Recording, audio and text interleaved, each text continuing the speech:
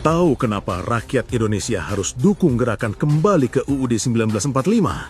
Sadarkah kita guys, 28 tahun setelah reformasi, 81 tahun setelah merdeka, ternyata kesejahteraan yang dicita-citakan para founding fathers kita masih jauh panggang daripada api. Penegakan hukum semakin rusak, tajam ke bawah, tumpul ke atas. Hukum hanya jadi alat kekuasaan dari orang-orang yang punya uang. Proses rekrutmen kepemimpinan nasional kita hancur lebur. Siapapun bisa jadi kepala daerah, ketua partai, ketua DPR dan DPRD. Mau sekolah TK berijazah pun semua bisa disulap. Akhirnya semua keputusan pemerintah pun menjadi keputusan politik pragmatis alias sulap menyulap juga. Pengelolaan sumber daya alam rusak dan parah, ramah kepada asing dan asing, kejam dan miris kepada anak bangsa sendiri. Keharmonisan masyarakat menjadi mahal, tak ada lagi tenggang rasa, saling hormat menghormati. Semua berubah menjadi pesta bully, caci maki, dan over candaan tanpa moralitas. Inilah Indonesia hari ini, hasil dikta dan sihir kekuatan invisible hand yang telah meninabobokan bangsa ini sedemikian rupa. Yang baik jadi buruk, yang buruk disulap jadi seolah baik, tai kambing jadi obat, obat jadi tai kambing. Semua terbalik sesat namun dibuat indah dengan apa yang disebut citra media yang secara tak sadar mengkooptasi otak anak bangsa kita dengan narasi-narasi indah. Dan ternyata substansi kerusakan negeri ini adalah dimulai dari konstitusinya ya guys. Ibarat rumah, kalau pondasinya rusak, maka sampai kapanpun rumah akan rusak, walau bagaimanapun kita memolesnya. Tahu gak guys, sendi-sendi negara kita yang termaktub dalam UUD 1945 yang asli telah dirubah 97%.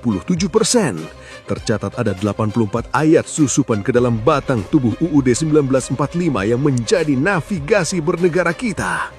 Ini permasalahan utama kita sebenarnya. Ini target utama kekuatan global menciptakan apa yang dinamakan Reformasi 1998. Bagaimana mengganti arah kiblat dan sendi bernegara kita hari ini menjadi super liberal agar mudah mereka kuasai dan kendalikan sesuka hati atas nama payung konstitusi. Proses pemilu, pilkada dan pilpres dibuat langsung dan berbiaya mahal agar disinilah pintu para cukong oligarki ambil alih permainan. Pemilu yang mahal akhirnya melahirkan pemimpin murahan alias jongos para taipan. Dalam pasal 33, kekayaan alam yang seharusnya dikelola negara karena mencakup hajat hidup orang banyak dirubah menjadi liberal atas nama demokratisasi ekonomi, padahal juga pintu masuk korporasi yang jelas mencari keuntungan pribadi dan kelompoknya. Bullshit alias berbohong atas nama rakyat. Menghapus pasal kata pribumi asli pada pasal 6 untuk syarat jadi capres. Ini sama saja menghilangkan hak istimewa kebangsaan Indonesia itu sendiri, menjadi ultraliberal dan siapa saja bisa jadi presiden meski alien dari planet Pluto sekalipun. Parah guys. Saat ini, partai politik seakan menjelma menjadi warga negara kelas 1 yang menentukan nasib 290 juta bangsa ini. Gile bukan?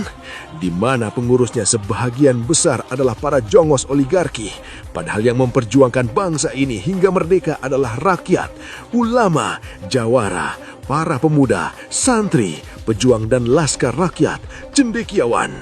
Bukan, dan tak ada yang namanya partai politik ikut berperang dan berjuang meraih kemerdekaan. Rusak sudah tatanan bernegara kita hari ini. Lebih parah lagi pasca reformasi yang telah merubah total UUD 1945 menjadi UUD 10 Agustus 2002. Ini namanya kudeta konstitusi.